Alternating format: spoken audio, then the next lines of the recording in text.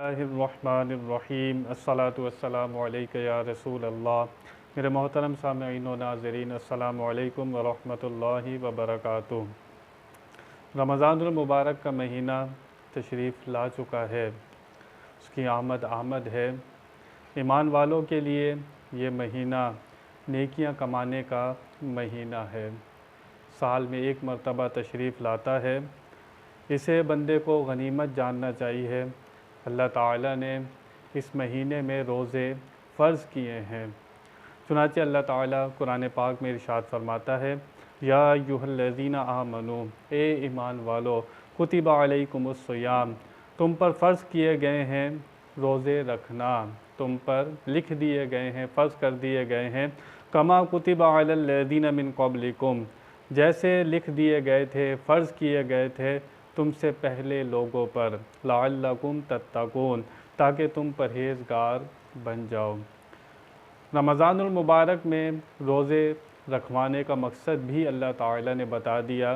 अल्लाह ताला ईमान वालों को मुत्तकी परहेज़गार बनाना चाहता है।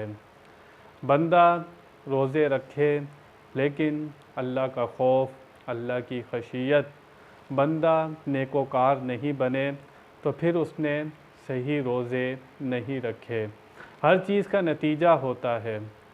बंदा नमाज़ पढ़ता है, उसका नतीजा क्या है कि बंदा बुरे कामों से, बेहयाई से बचे, ये नमाज का नतीजा है। ज़कात देता है, बंदे का माल पाक हो जाता है। जो बंदा रोज़े रखता है, अल्लाह फरमाता है इसलिए रोज़े रखवाए जा रहे हैं कि तुम में तकवा पैदा हो जाए। तकवा के माना अल्लाह से डरना, गुनाहों से बचना।